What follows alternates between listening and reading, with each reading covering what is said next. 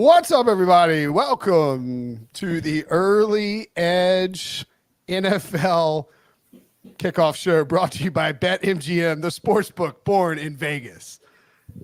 I, of course, flew in the last second, as one does, but the reason for my stammering there was actually Propstarz HQ. What's up? Wait, that's an interesting house. I love it. Yeah. It's a pretty sick conference room, actually. Proppy, what's up? Propstarz, RJ White, and Sia Nejad, by the way, here. How we doing? Gentlemen, what's good? I am broadcasting live from the lovely A. Lanai Casino Resort and Hotel in beautiful Washington State. They've been nice enough to grant me this conference room for this very special stream that we are doing for the Seattle Seahawks, who are basically the hometown team here in Washington versus the San Francisco 49ers. So I'm fired up, guys. It's great to be here, and I am flexing for sure. Big baller Proppy. Also CEO Proppy. I love it. Yeah. That's a pretty sweet setup. You got us beat. How we doing, RJ? Sia? Doing good. He was at the casino on the last week's show. If he's there one more week, I'm just going to assume he owns the place at that point. Yeah. Are they letting you use that because you're up big or because you're down big? It could be a combination of both. It's hard to pinpoint exactly, Brinson. I'll save that as a surprise for later. There is a sports book here on site, so could be a little bit of both. You could be up on the sports book and down at the casino. Oh, I see. Yeah, there you go. Sia, what's up, man? Will, only somebody who is a true degenerate casino gambler would have known to ask that question both ways. So my compliments to you, sir. I'm very excited about this game. I'm wearing Niners red. I certainly lean that way, but there's so many interesting players in this game, interesting scoring potential. And oh, by the way, the Niners, I know we're only in week 6, but they're third in the NFC West right now, behind, of all teams, Arizona, and then, of course, Seattle. So this game could change a lot of things. Yeah. San Fran tied with Arizona at 2-3, Seattle at 3-2. So technically, I guess, a battle for first place. Same thing as like the Jets and the Bills. Winner would have the tiebreak early on and be in first place. Let's get to the game itself. The Seahawks are hosting, but they are not favored. They are 3.5-point home dogs with a total of 48.5. That's ticked down half a point over the last little bit. Was it 49? I don't want to say, RJ, that this is a must win for the Niners, because it's not. You can rip off wins later in the season, but it can get late kind of early in the NFL. And if you fall to 2-4 after going to the Super Bowl last year, the hangover drum is going to keep beating. Your head's going to keep pounding, and you just have more, questions, especially with the Seahawks. If they win, increasing the lead in the division. Yeah, I'm sure they're treating it like a must-win. You want to get up for this game and think you have to throw everything at it. But fact of the matter is, we saw Seattle the last 2 weeks come back down to earth. You got to figure this isn't a team that's going to run out and win 12, 13 games. So San Francisco has to feel like even if they can't win on the road against Seattle, they still got to feel pretty good about this division. Just win your other division games, especially at home, and you're going to get to 11, 12 wins, and you're probably right there for the division. All right, well, let's talk about the game itself. Sia, how do you see this from a side or total perspective? It's interesting. I mean, we've got Larry in the chat. He's pointing out that, the inactive list came out a few minutes ago, and Charvarius Ward is not going to be active in this game. So, we'll see what the Seattle offense has to offer. We know they have a pretty prolific passing game with their set of receivers, but we also know Kenneth Walker has been very involved in this offense. What's interesting, I expect with the Charvarius Ward news, maybe we'll see a little bit of money coming in on Seattle since we're seeing it at 3.5. I'm not ready to take the Niners minus 3.5, but I would be willing. I mentioned this on the early edge this morning. I think I'd be willing to take an alt line on the Niners at -3 at something around the -125 range. I do like the over in this game. I know, typically we look at these Thursday night games and we're like, they'll play it kind of conservatively. We'll see a lot of running. I just think both of these defenses are in a little bit of trouble. So I think we're going to see a good amount from both quarterbacks and some scoring on both sides. I'm Googling this. I think I mentioned this earlier on the SportsLine show at 2:00. Did I dream that DK Metcalf was talking trash about the 49ers defense? He did say that, right? You brought it up, and I was like, I don't keep Did up I- with that did kind of I thing, make so I that don't up? know. maybe, maybe I got by a fake tweet. I swear I saw that. It seemed ridiculous at the time. It's actually not ridiculous of DK Metcalf. I mean, he'll be talking smack as soon as they get in between the lines there. So it wouldn't shock me if he said something. Well, it's hard to find it now on Google because there's so much stuff about DK Metcalf and the 49ers, like just based on the matchup today.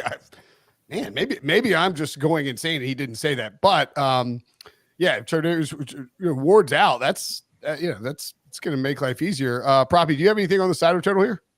I do. I lean the way of San Francisco for a variety of reasons. I think San Francisco is a bit of a sleeping giant. They have dealt with as many injuries to key players as any team in the NFL thus far. They're getting healthier at the right time. Also, if we look at some of the advanced metrics, while it's been a disappointing start, obviously from a record standpoint, being 2-3, they've been close, and I believe that they're ultimately going to finish. The expectations were obviously very lofty, having played in the Super Bowl and being a perennial contender. But still, as far as EPA per play, Brock Purdy's efficiency metrics, a lot of the defensive metrics that I weigh heavily, they still rate very highly and indicate that they've kind of been subject to a little bit of they've been unlucky, whereas Seattle, in my opinion, has had a super soft schedule. They've yet to beat a quality opponent. They're facing one tonight that's had their number recently as well. So I like San Francisco in a get-right spot. I think they win this game potentially by double digits. Okay. Full disclosure. Somebody must have retweeted it to my feed. I got on an absolutely fake tweet. I can't believe it. Maybe I was like in the middle of doing something, but Brinson, that's when you officially become a boomer. I mean, I'm the one who has invented the rule that during NFL free agency, you take a 30-minute timeout if you get by a fake tweet. I can't believe I fell for this rereading it. It's so stupid. He definitely didn't say this. He said, I've seen their film, and honestly, this is the least worried I've ever been facing them. Their defense isn't that good, can't tackle, and they aren't good in coverage. I'll probably have a career night. He didn't say any of that. Wow. I'm sorry. Wow. Supposedly spoken on Xbox Live. Yeah. It's just some dude who threw a picture of DK. Somebody retweeted it in my feed, I think, or Elon gave me a bad algorithm. Either way, my apologies for bringing that up on television earlier today and for getting got on it a second time on this show. What an idiot. RJ, any plays on the side or total or multiple plays on the side or total? Yeah, first thing I wanted to do is take the 49ers over. It's 25.5 at MGM at -145. I'm fine playing that. I think you can also find 26.5 at -120 other sites. I just think they're going to score a lot of points in this game. I am worried that Mike McDonald's defense had a lot of success against San Francisco last year with that Baltimore defense. Generated 5 turnovers in that game, made San Francisco look silly. But this is not the same caliber of defense just starting out. If it was healthy, and it's not really that healthy. Got 3 guys out. Julian Love is able to play. I think that all 3 that were questionable are able to play, so at least they have those guys. But that shorthanded defense could not stop Jared Goff at all. Detroit scored 42. Goff couldn't miss. He completed all his passes. San Francisco's got to be at least as good as that offense. So I think they're going to have a huge game. They have their own defensive issues, so it could be a little bit back and forth game where they just need to keep the pedal to the metal and keep scoring. So I really like it to go over there. And because of those defensive issues, I like both teams to score 20 plus. That's -130 at BetMGM. So those are going to be the 2 best plays for the night for me. I like that both teams score 20 plus. And man, you're right. I think when you start to get a little deeper into the season, you can kind of look back at a team's schedule and get a little more context for what a team is. Now, look, the Seahawks. I think Mike McDonald, is going to be a good coach. He's got them doing some good things defensively. Offensively, Ryan Grubb sort of found his rhythm to an extent. But, I mean, Denver, New England, and Miami without Tua. Yeah. Those 3, those are, in hindsight, it's like Bo Nix's first start on the road in Seattle, the woeful Patriots offense and the Dolphins with Skylar Thompson. I mean, as RJ said, the last 2 weeks, Detroit and the Giants team that we didn't think was that great. I think there were definitely questions about Seattle. San Francisco, I don't want to say needs it more. I mean, I think both teams need the game, but San Francisco 2-4 is people are going to start asking questions considering how good their roster is. I got the Niners against the spread here. I think if you're interested in the total, I like RJ's both teams to score 20 plus better than the actual over, I think, because Seattle can get you there to 21, but you could end up 28 or 20, or 27-21 and not get there even in a fairly high scoring game. Okay. Looking in the chat to see.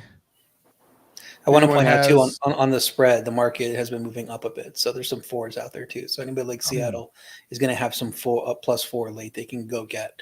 But it seems like the late money is kind of on your side, Will, that they like the 3.5. San Fran scoring band 21-30 +135. Any interest? I think they blow past that. Honestly, I think they're 30 plus. Oh, okay. Wow. I mean, again, like you look. I mean, the Lions casually dropped 42 on them. The Giants put up 29, and Denver and New England both scored 20. Like the Giants without Malik Neighbors. Yeah, that's right. And the 29 had an aided blocked field goal return, so you discount for that. But then it also had a fumble return for touchdown that could have easily been a Giants touchdown, and some people thought it was a Giants touchdown. So you take one touchdown away, give them another touchdown, and still getting close to 30 points.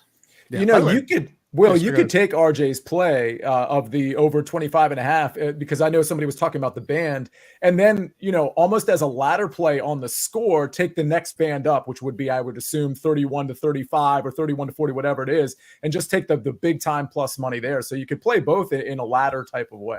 That's actually really sharp. See, I mean, you get to 26, and you're in that band. If they don't, yeah, exactly. You don't have to constrict yourself because this team could drop 30 on really anybody if the offense is rolling, even with no CMC. Okay, let's get to the inactives. We mentioned Charvarius Ward. He's been awesome against DK Metcalf. That's kind of a problem. DK's prop is in the 60-yard range, so some interest there. Perhaps Jake Moody out, the kicker, which means that's another thing with the scoring too. Like the Niners might be a lot more likely to go for fourth downs without their regular kicker. I would assume they'll kick extra points, probably won't go for two. Seahawks, Rick Woolen missing, healthier than they have been on the defensive side of the ball, though. So, maybe a better injury report for Seattle than for San Francisco in this case. And on the Niners, they're filling kickers. Matthew Wright, he's kind of a journeyman. He had a full season basically with Jacksonville a few years back. He does have some 56s, I think maybe one or two 59s on his resume. So he can kick them deep, but I don't know that you want to rely on him for that, to your point. So maybe you're going forward around that 40 to 45-5-yard range, whereas another kick with the regular kicker, you might feel okay letting him kick from 40. By the way, Sia, to your point, Gipper's pick says 31-40 is plus 450. Yeah, so I like that. You can get the 4.5 to 1 in that latter situation that Sia described. Okay, let's talk about some player props. Proppy? Will, what you got? I have a pair of props that I like. First, I'm going to start with San Francisco because my Seattle prop has an interesting subplot that I'll get to shortly. But I'm going to start with sort of a unconventional look here. I'm going to fade Jordan Mason under 85.5 rushing yards. The San Francisco running back, he's been fantastic in place of Christian McCaffrey. However, if we look at some of the advanced metrics, some of the efficiency metrics that I weigh pretty heavily, he's left quite a bit of meat on the bone here, and I do believe that this is actually a more difficult matchup than it may appear at first glance. Basically, any running back in a Kyle Shanahan offense is going to be highly, highly productive. Kyle Shanahan has proven that with various unheralded, undrafted running backs. Jordan Mason, just another in the long line here. And again, this matchup against the Seahawks, they rank top 10 in rushing EPA here. Also, they're getting numerous key players back in the front seven. Leonard Williams, the Pro Bowl lineman, is back for this matchup as well. And 86 yards is frankly just a massive line. So much has to go right in order to have 86 plus rushing yards. So I just think this is a good spot to fade him close to what, in my opinion, is going to be his peak. I doubt we're going to see Jordan Mason creep into the 90s for very many matchups this season, especially against a defense that I consider at least top 15, arguably top 10 in defensive rushing. So if we look at the path of least resistance against Seattle, I do think we're going to see Brock Purdy air the ball out quite a bit. I think they're going to move the ball primarily, and we're going to see more of a pass-heavy game plan.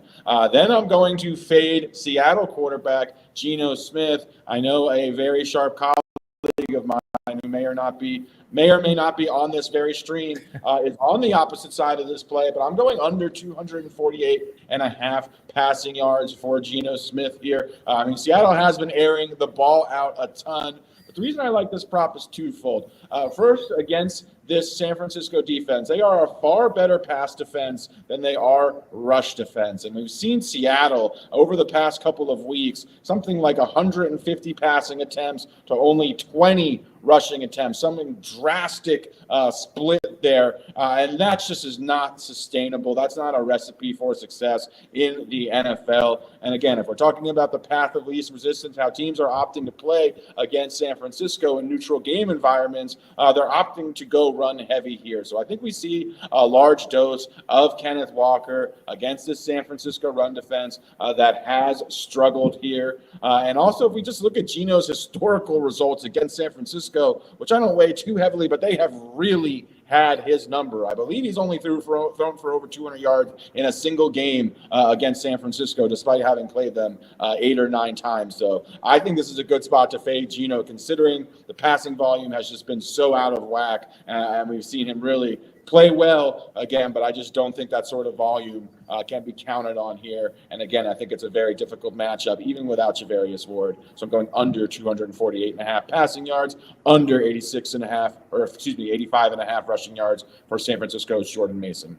Sorry, when I was gonna say I made a disgusted face like when you first threw out your prop. It wasn't you. It was my very annoying dog like sauntering through my office area and like giving me a glare and acting like I've got thick skin, Brinson. You can and I would also point out, as noted by Ben in the chat, Geno 10-10 baby. He's a 10 out of 10. Is it your birthday? Because you're a 10 out of 10. All right. Geno Smith on his birthday. Didn't we get a birthday blow up for a quarterback recently? The old birthday narrative. I love a birthday narrative. I'd play better on my birthday if I was reasonably athletic at all. He turns better on his birthday too.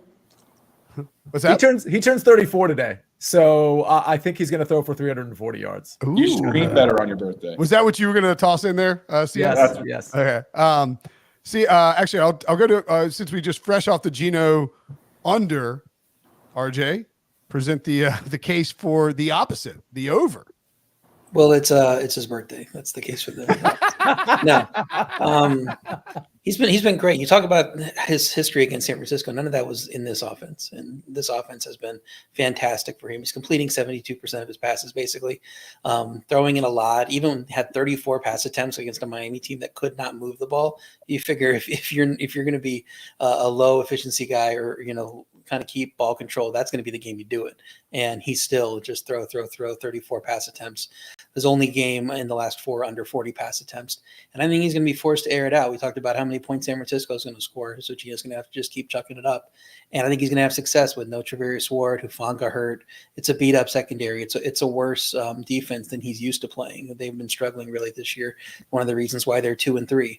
So he hasn't had any big games against San Francisco, but I think he's going to get to 300 tonight. I like playing over. The number at BetMGM was 251.5, so you can take a few extra yards there. I'd still like the over at 251.5. I can see him getting to 300 yards, so look to play that alt. I think I saw the alt there around like 240 or so, plus 240. So I think it's going to like Sia. It's going to be a 300-yard day for Geno on his birthday. I missed the obvious one. Trevor Lawrence lit up the Colts for 37 points in like a kind of not a career day, but his best day in over a year on his birthday. He did not turn 34. Can I challenge RJ to a showdown on Geno Smith? Yeah, as long as I don't have to sing the song. You do that. You can challenge me to half a showdown because you're the prop guy, and so like I feel like I'm behind anyway with one of these. So we'll take my 251 number though. So I'll give you the few extra yards. I appreciate it. So half a showdown, 251, RJ. Yeah. Okay. It's gonna be a showdown, da, da, da, da, da, or whatever. We can't cue the music. Oh man, I don't know. If we have It's gonna be a showdown. I didn't know I was allowed. Nada, well done. Hell, that's awesome. Way to go, Nada. Jeff, I hope that this is not true, but if it is, I'm pretty sure isn't Jeff the guy who's like, I need an engagement ring, I need a jet ski. Yeah, There's a tree on my house in Milton. Cook me up a 30K parlay for a new roof. Need it bad. Oh man, I could use it. Sorry to hear that, Jeff. I did cook up some like kind of random parlays because I do think we're going to see points. So it was with yards and stuff. But I will, like, this might be a good time for me to. I told everybody, I promised everybody when I came to these primetime shows, I'd have a ladder play of the day. So, well, I know I haven't even given out my prop yet. Do you want me to just mention the guy? I'd say fire your prop and your ladder play of the day in whatever order you want. Okay, well, let's start with the ladder play of the day. I'm going with Tyler Lockett. I think you can take his over if you want to at around like the 45 range. I'm skipping right over that, to be honest with you. This is the ladder play of the day. So I generally don't necessarily take the listed line. I just generally jump to wherever the plus money starts. And for Tyler Lockett, who, when we talk about these receivers, like JSN, usually in the short area, and he's good after catch, so he could certainly gobble up the yards. DK Metcalf, always tends to have a lot of contested catches, a lot of jump balls where you kind of don't know which direction that's going to go, but he can also beat guys off the line. So he can obviously get there, but his yardage isn't as enticing because obviously he is due to get more yards than somebody like Tyler Lockett, who kind of gets lost in the mix in these receivers, but also gets lost in the secondary a lot. It could be one or two catches where he could have like 78 yards and boom, you've cashed 50 plus 130, 60 plus 215, 70 plus 340, and 80 plus 500. I think 50 and 60 and 70 plus are all potentially in play as a ladder for Tyler Lockett. So again, this is a guy that's kind of unsung right now. All everybody wants to talk about is JSN or DK Metcalf in terms of the receivers, but I think Tyler Lockett is ripe against this secondary to get loose. My prop, however, is on the other side. It's Brock Purdy. I gave it out on the early edge. I put it out on SportsLine. I got it over 1.5 touchdowns at -118. For the record, I kind of like his yardage too, over 250. But touchdown regression is coming for Brock Purdy, and that's in a positive way. He's only eclipsed this in one game where he had 3 touchdowns. The other ones, they've been kind of bad in the red zone. But now he's got everybody healthy. He's got Ayuk, who is fully in the fold. He's got Kittle, who is fully in the fold. He's got Deebo Samuel. He's got Juwan Jennings. They've had some red zone issues. So I think they're going to be creative in the red zone, and that's going to lead to Brock Purdy having some open looks. Give me 2 touchdowns for Brock Purdy.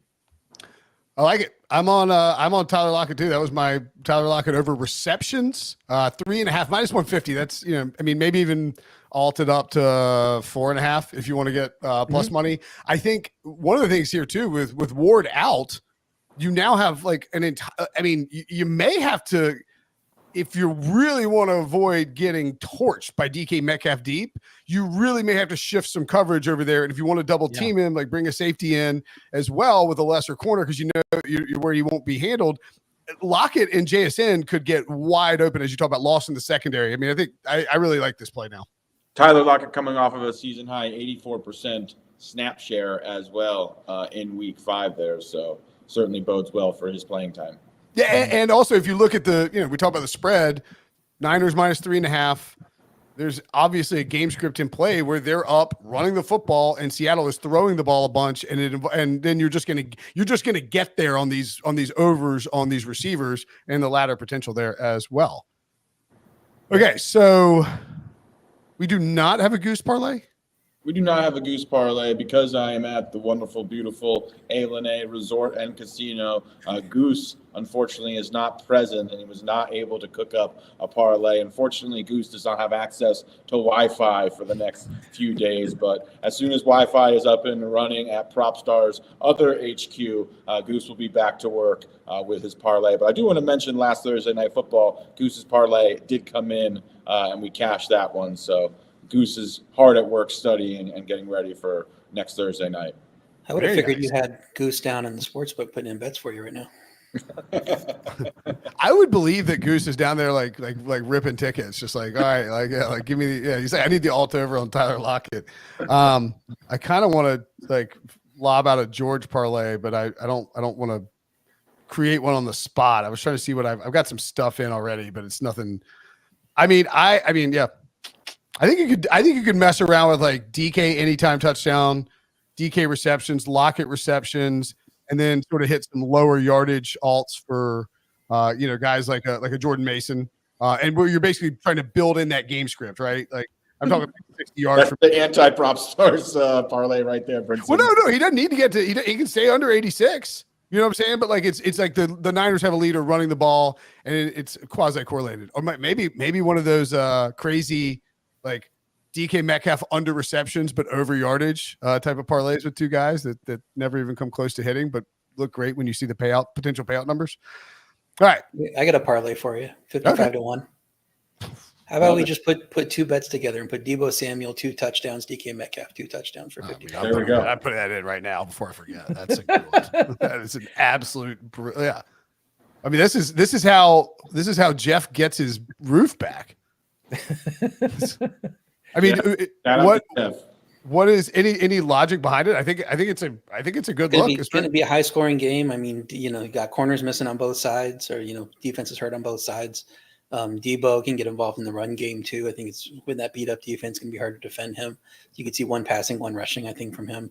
And DK, I heard from a little birdie that he thinks this defense is awful, and he's gonna torch him. No, I'm actually seeing he can have a big game. So yeah. Hey, I'm seeing 85 to 1 for that parlay. I was looking at MGM. You might get it. Yeah, so shop around. You might be able to get. So Will, while we're doing this, I did actually put together a plus 900 parlay on BetMGM. Do you want me to just at least call out what the? I didn't expect to give it out on the show, but yeah, we're here. It's plus 900, so this isn't a lock by any means. But should I just rattle off the bets? Absolutely. All right.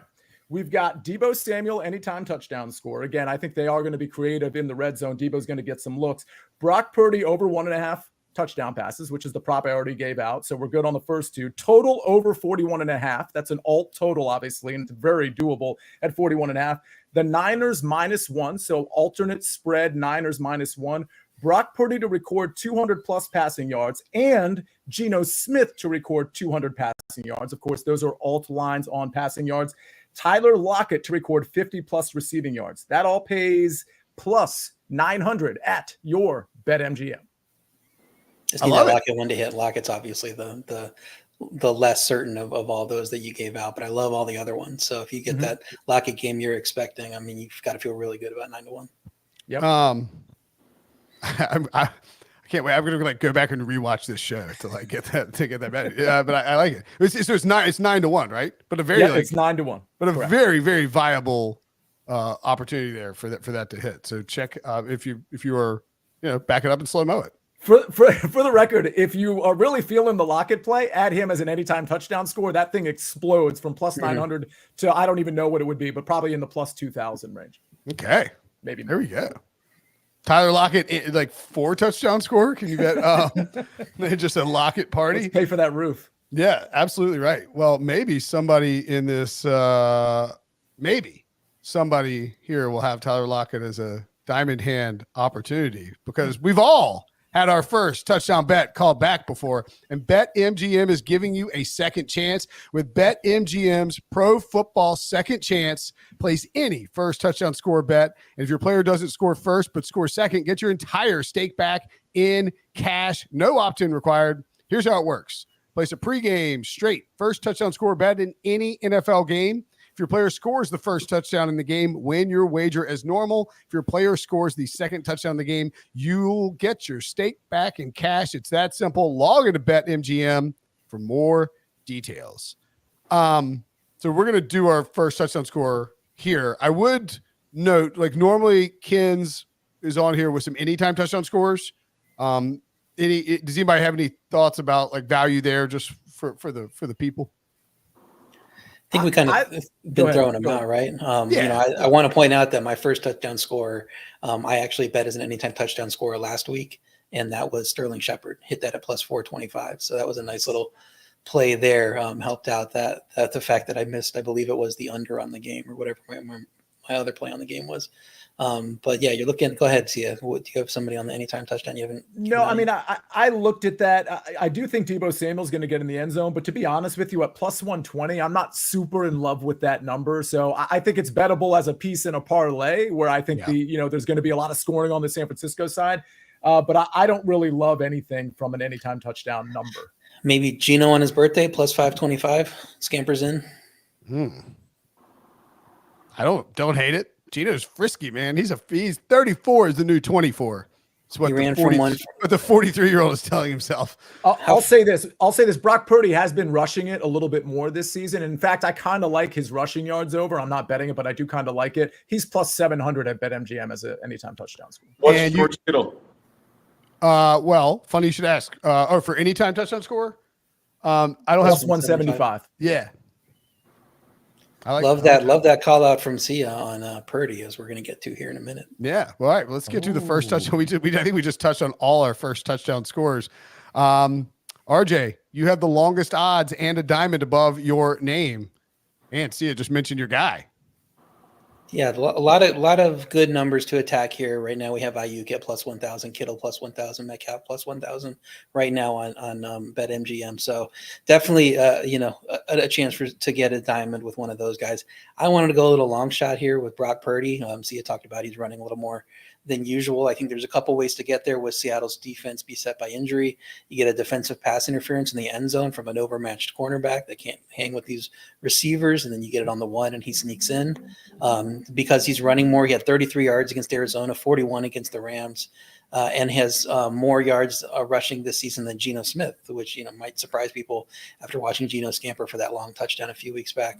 I think he has the potential to scramble in the red zone and get in as well there, as everybody's focusing on the weapon. So one other, completely random, very unlikely scenario, Deebo threw a touchdown in a big divisional road game a couple of years ago against the Rams. I think it was end of the season. What if Shanahan cooks up another Deebo pass and it's one of those throwbacks to the quarterback, and you get a little Brock Purdy not covered because nobody thinks about him in the end zone for a receiving touchdown that nobody could have predicted. So obviously the Russian's the way you're going to get there 99% of the time, but knowing Deebo, man, he might have a little pass touchdown in him tonight. That's plus Kyle Shanahan.